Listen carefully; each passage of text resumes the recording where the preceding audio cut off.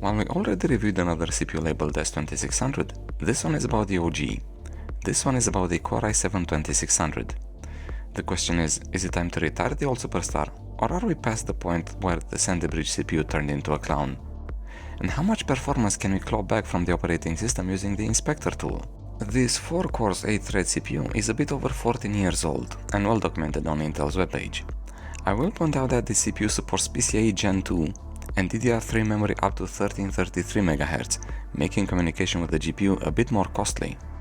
Intel lists 95 watts as TDP, but with the Intel stock cooler, the CPU hits its TJ max of 73 degrees at less than 70 watts consumed, and just 3.5 GHz from an all-cores load. Games, however, that do not use all cores will allow the i7 to boost higher. This time around, the test system uses the GAB75D3V motherboard from Gigabyte, 16GB of mismatched 1600 MHz DDR3 modules thrown into a case that is 10 years older than the CPU itself. I did perform one change to the case. I moved the 3.5-inch drive cage from under the cable management compartment to the floor of the case. This way longer GPUs can be used without interfering with the SATA data and power cables. And speaking of GPUs, I went with the GTX 970 for this batch of tests, since it is powerful enough to bottleneck the CPU and still work with the 450 watts PSU used here. Like with the other 2600 reviewed on the channel, I opted mostly for multiplayer titles, since this will require frame rates that can drag the system into a CPU bottleneck. However, there are also a few single-player games sprinkled in, known to get CPU bound quite easily. And yes, the GigASUS rendering test was also used to gauge the IPC of this processor, but that's after the gaming results. And speaking of gaming results, we open up with Marvel Rivals. Tested at 720 resolution, 30% rendering scale and lowest settings, it allowed the i7-2600 to average 100 FPS and reach 1% lows of 77. The 0.1% lows might be problematic though, for the 60 plus FPS all of the time fans. Cyberpunk 2077 was tested at similarly ridiculous settings, 720 resolution, lowest settings and FSR 2.1 set to performance. The Sandy Bridge CPU allowed the Maxwell card to render only 74 frames per second, on average. The 1% lows is at 49 FPS. And yes, while being an FPS, it is still a slow-paced one, and this CPU will do just fine.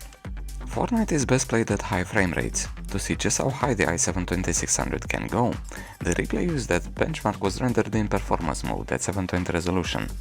The system averaged 133 FPS. The 1% lows, however, fell below 60 and, more critically, the 0.1% lows were in the teens. Using Inspector, the CPU managed 135 FPS for the average. But before you start booing, check out the 1% lows. At 67, this could be just a thing to snatch a win. This is one of the games that will run perfectly fine on the old i7. Rainbow Six Siege averaged 160 FPS at 720 resolution, 50% render scale and low settings. Both the 1% lows and 0.1% lows stay above 100 FPS, making Inspector not really needed. Still, if you want to eke out every drop of performance, disabling the Spectre and Meltdown security patches using the aforementioned tool will increase the performance metrics to 172 FPS for the average and 134 for the 1% lows. These values then make the CPU the least of my concerns when it comes to avoid getting my arse kicked online. Same goes for the next game. Apex Legends is another one that will run okay on the 2600. Like the previous title, I tested the game at 720 resolution and low settings, but at 100% render scale. The system averaged 151 FPS, and the 1% lows made it to 90. Even the 0.1% are good enough for me, at 67. Overwatch 2 performs worse at 720 resolution and low settings on the i7-2600 than on the Ryzen 5 3600, pointing out the lower performance of the just two cores that are used. Even so, the average of 424 FPS is still more than adequate. Same goes for the 1% lows, well above 200, and the 0.1% lows, close enough to the same 200 FPS.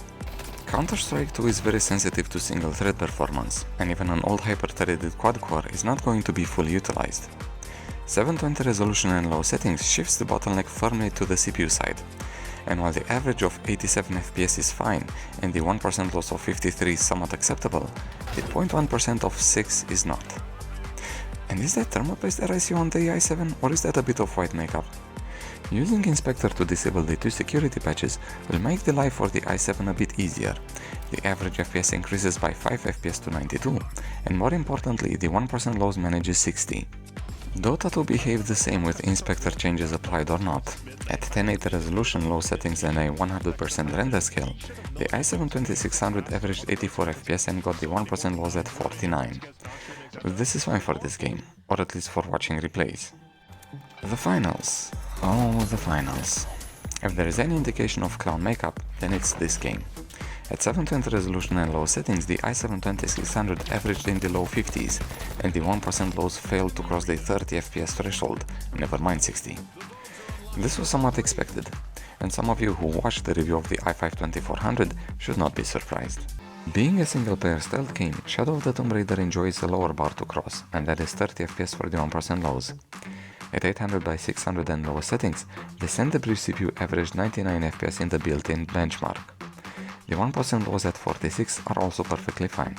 The performance in Borderlands 3 is affected by both lower memory speed and the lower PCIe standard. As long as the game assets are already loaded, the game performs fine.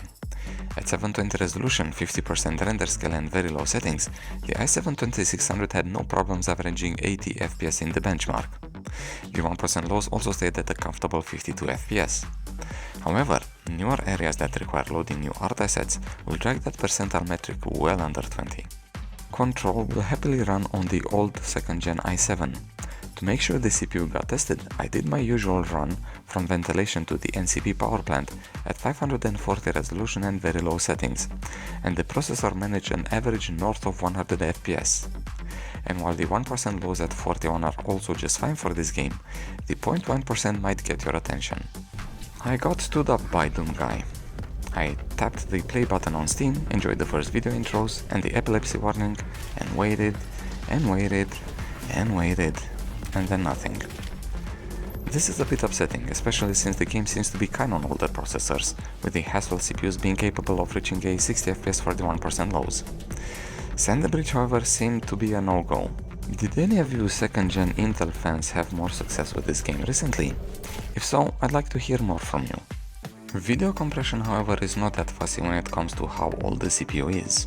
I ran what I call the GigASUS test in 3 configurations. Using hyperthreading turned on but without the inspector tool, the i7 2600 managed to finish the test in a bit over half an hour, while using 63 watts on average, and with an average clock at 3.4 GHz, this then ends up with about 25,447 trillion clock cycles. With inspector applied, this then cuts the time to finish the rendering to 29 minutes and 37 seconds. The average clocks didn't change that much, and the cycles count drops by 4% to 24,484 trillions. Turning off hyperthreading and leaving the security patches active will then allow us to see how much IPC is gained from hyperthreading. The rendering finished in slightly over 37 minutes, and with a smaller average frequency, this then gives a bit over 30,000 trillion clock cycles. All that at a power consumption of a bit over 54 watts. This then makes hyperthreading a feature best left on, since its 16% performance uplift is matched by the same power consumption increase. The performance penalty occurring from Spectre and Meltdown security patches seem to impact more the single-core oriented tasks, like games, rather than multi-core rendering. Games do enjoy an FPS increase that seems to help a bit with the 1% lows, with the biggest winners being Counter-Strike 2 and Rainbow Six Siege. As a final warning, while the CPU does manage to pull it off in some of the older titles we tested, you need to look at the performance numbers from the finals before deciding to buy one of these. The i7 2600 can now be routinely found below 20 USD, with 12 to 15 being the more usual prices. And while cheap, my problem with it is that the i5 2400 costs usually half the price of the i7 for most of the performance. This then makes the i5 2400 as a very dangerous competitor for the i7 2600, and my personal choice. But we'll get to know the 2400 better in a future video. As for this one, we're done. Thanks for watching, I hope you liked it, and I'll see you